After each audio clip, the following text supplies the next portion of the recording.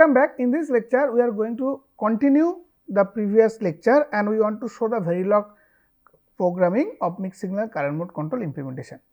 So, here we are going to talk about digital current mode control, top down design and Verilog implementation, HDL implementation.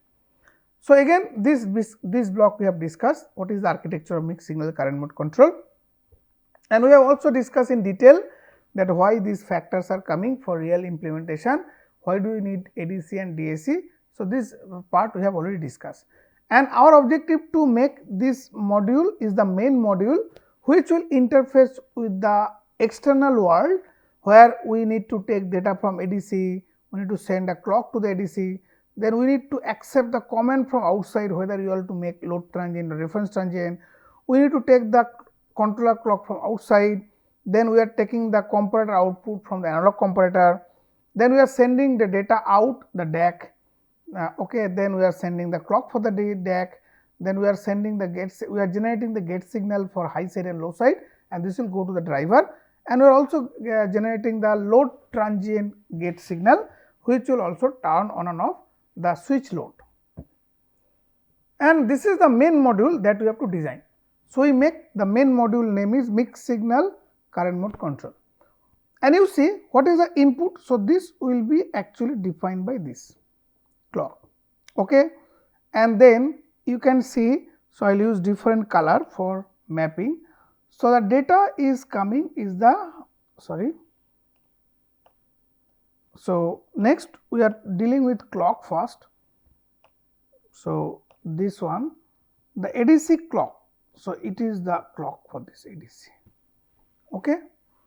Then if we use a transient Q tran, so this we are denoting as this. Then Q comparator. So, Q comparator we are using here. This is the comparator signal. So, left side is over. Now, the Q load is going here. The DAC data, it is going here. Then ADC data,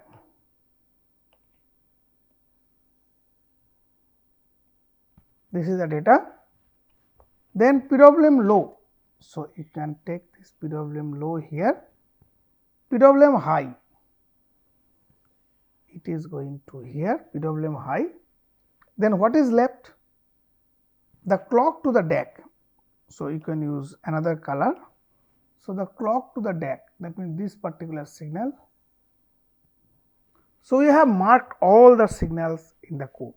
That means, these are the interface of this main module, and we will show when you go to the live demo. This require a definition, clear definition of the user constant file, UCF file, so that it will know the pin address in the actual board, that where these pins are located, what is their address. So, it will actually send those signal or take the signal based on whether it is output or input accordingly. But once it comes through the UCF file to the Verilog module, then after that what else to be done. So, that is what we are going to discuss. So, the main module we have to define the clock to be input, comparator input, QLR, this is a transient, the Q transient. If it is 0, it is load transient, if it is 1, it is reference transient, and this is a port declaration. These are all scalar input, these are all scalar inputs. Then output, clock ADC, clock DAC, PWM high, PWM low, these are all scalar output. Then Q load, you can actually take it here, it is also scalar output. So, we should have made merge with them. Then input is a sign data, it is the ADC, and what is the bit size 9? 0. So, it is a 10 bit and it is Q1.9 format. The DAC data is a 12 bit data, it is a 12 bit offset binary. When it is offset binary, and the DAC data, the analog voltage of the DAC, we told that it can vary between -1 volt to +1 volt. So, this is the range we have. So, before offset data, I mean if you take 2s complement, that means it will be Q1.11, and if you complement, so this is like a 2s complement, then you have to simply complement the MSB, then you have to convert into offset binary. So this is the data. Okay. Next, we have to declare. So N out is a register where we are taking the data, the output to the, that means this is the actual output, because ADC is sending data which is the ADC data, but that data is coming at the rate of 25 megahertz clock, but we want to synchronize the output data with the switching frequency clock which is 200 kilohertz. So that means we will take only at the edge of switching frequency clock, and if we say, suppose if this is the, if you draw the output voltage waveform, so if this output voltage waveform look like this, so samples are captured, let us say at a very fast rate, okay, but these are available, and we are talking about this clock, maybe this is your switching frequency clock. So we are talking about this point, but remember there is a delay, that means better we should keep it here. So let us say we keep it somewhere here. So this edge, that means there is a 6 cycle delay, 1, 2, 3, 4, 5, 6. So that means this data, what was sample here, that means I will say it is my output voltage sample 1.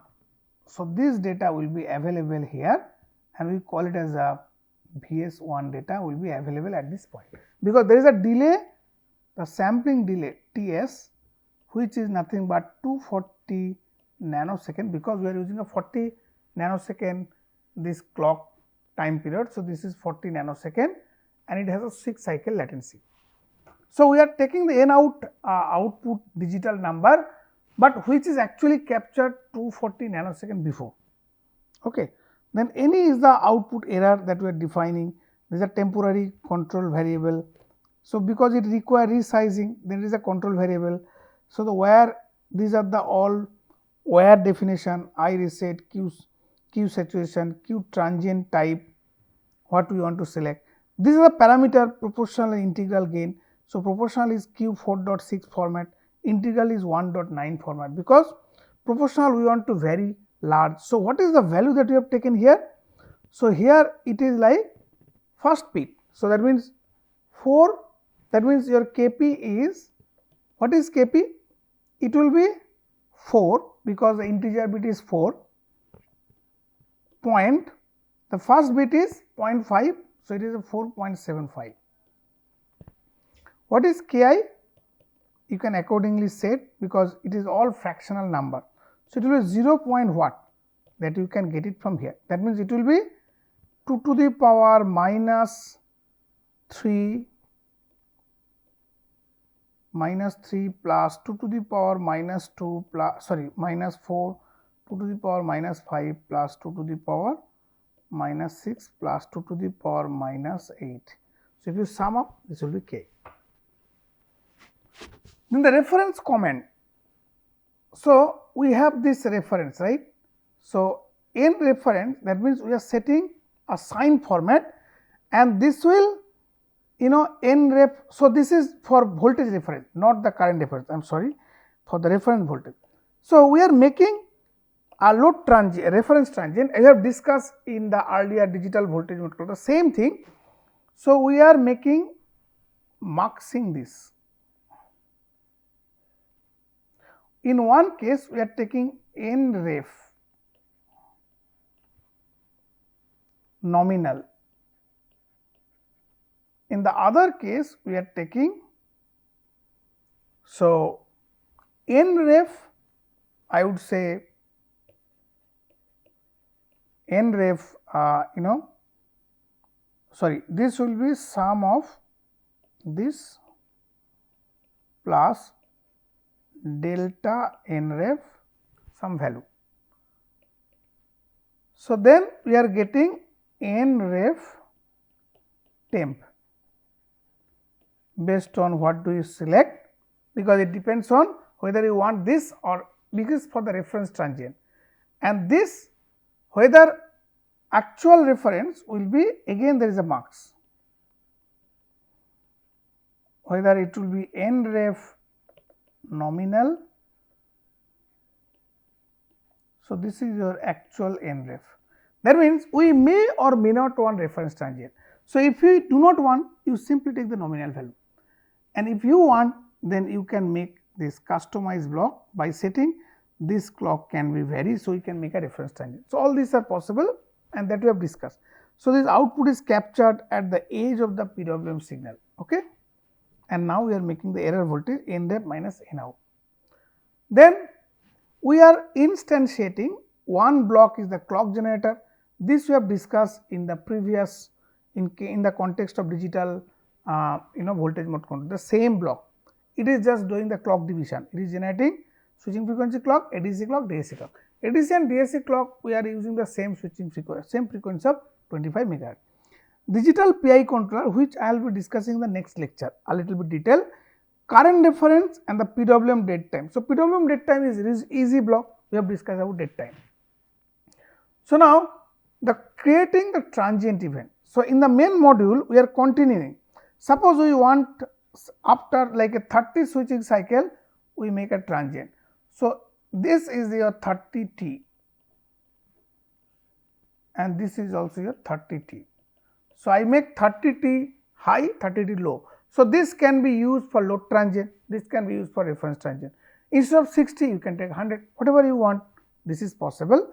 So, this you are making periodically, that means it is taking at the switching frequency clock, at every edge of the switching frequency clock, for first 30 cycle, it will be either low, you can see up to this point, then if crosses half value, then it goes high. So, it is a transient. Okay. Next, so next is that inside that block we are making Q tran, that means this Q tran 50 cycle. So, this is like you can say Q tran. Now, we can use this Q tran either for load transient or reference transient, this is just a flag signal. We are also making the n ref temp, we told that in the previous example, that n ref temp can take either this nominal or ref. So, it is basically not the I will say muxing, but basically it is a register which can either loaded with this or this loaded with this, it is a register. Okay, in this case we are using a register variable, because if you use mux, then it will look like instantaneous blocks, but it is not the instantaneous block, it is a register variable which you are defining here. Next, it can take either the nominal value for 50% of the time when the Q tran is 0, then when it reaches the upper limit, then Q tran 0 nominal value, but the rest of the time when the rest of the 50% Q tran is 1 and it takes nominal plus delta variable. Okay. Now, for load transient, if the transient step is 0, so it is a muxing. That means, we have discussed this transient event in the context of voltage mode. So, we are not spending time. So, here we can say there is a mux. Okay. So, this is your Q load. So, 0 and 1, and this is your Q tran type. So, if what it takes, that means it can take either, if it is 0, it takes Q tran or it takes 0. Okay. So, this we have discussed. Then the clock generation, I think these things we have discussed in the previous lecture. So, we are not spending time on the clock generation, these are already discussed. Clock generation block, digital PI controller we will discuss in the next lecture. Then the current reference, this is important part. So, current reference block module, it accept the control output which is n con, there may have a, so this n con has a, what is the format? It is Q4.15 format, that is why it is a 19 bit, it is a 19 bit, and NP which is going to the, that is in this case it is basically IREF. IREF, and it is there is a PWM clock. So, what does it do? It first take that nominal value. So, we are setting a maximum, that means here we are setting a current limit, that means we are setting a limit. So, current will go and there is a limiter circuit, and this N max correspond to some I limit. And what is the value here? You can see N max in decimal, it will be 0.5 because of this digit plus 2 to the power minus 234 minus 4 plus 2 to the power minus 5 plus 2 to the power minus 7 8. So, 2 to the power minus 1 minus 2 minus 3 minus 4 minus 5 6 7 8.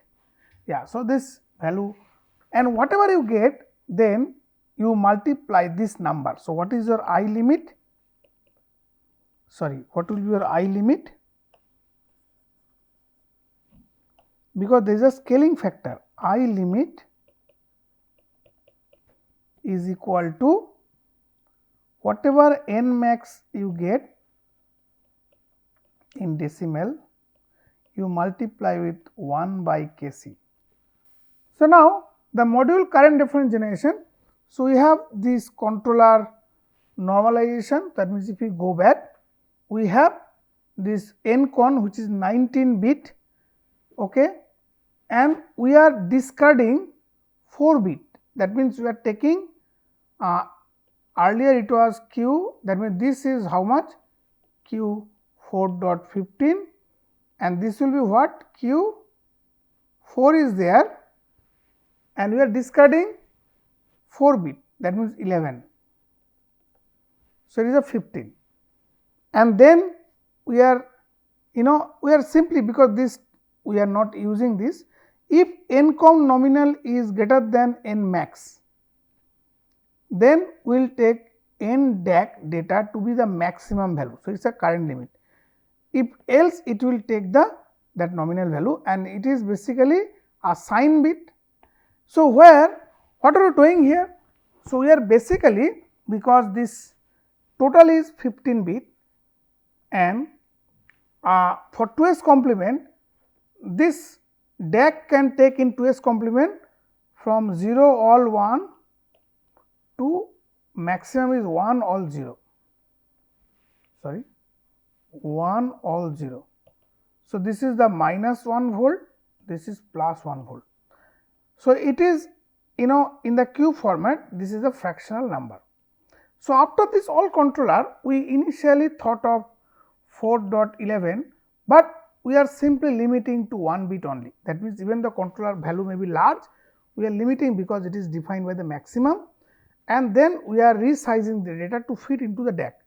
So, DAC will accept only 12 bit data. So, we are discarding those MSB because we are limiting the value only to 1 volt. So, that is why it does not require more than 1 integer bit. So, we are discarding the other 3 bit, and we will just check whether it is higher than your maximum current difference or not. If it is higher, it will set the maximum value, otherwise if it is lower, it will take because then other 3 bit anyway will be 0. So, you can take the controller bit, the sign bit, and then other 3 bits are discarded, the rest of the bit will be left side. That means, there are 10 bit this side. So, 11 bit, sorry, because it is a 12 bit DAC. We are talking about 12 bit DAC. So, the DAC in QS format, it should be 1.11 in 2s complement, the DAC data, but we have to actually send the DAC data to offset binary. That is why we are this data whatever we are getting, we have to complement is MSB. That is, this process actually is converting 2s complement to offset binary. Okay, that is it. So, then PWM date time we have discussed, the clock PWM with the switching frequency clock, comparator output. That is important because if you look at this, this is a comp output, right? Comp output. I mean, virtually it is the internal variable. Actual interface is a comp only.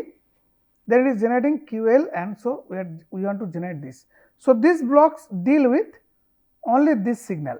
These are the signal, and will generate this signal. So this is the block we are talking about. So it takes, so this signal is nothing but this signal. Then comparator output will be this only, and the other two signal that we are talking about is, one is high signal which is here, another is the low signal which is here. Okay. So it is just, again we need a shifting block. So first we are not using, so reset comparator output. How the comparator output is set? You see, Vp is the current difference. Now V sense is the voltage. So V sense is the voltage, you can see. So at the edge of the switching clock, this is your switching clock, FSW. So the switch will be turned on, and when this condition is met, then this result into comp output. Comp out at this point, it will be at this instant particularly, it will be what? Because Vsens is try to exceed Vp, it will be 1. So that means this comp output only will become 1 when the inductor current try to cross the peak current, and that is used to reset. So we are setting this R, that means we are using the reset component as a comp output. When the comp output will be high, it will reset. Now this is the latch operation, the trailing edge modulation. How does it do?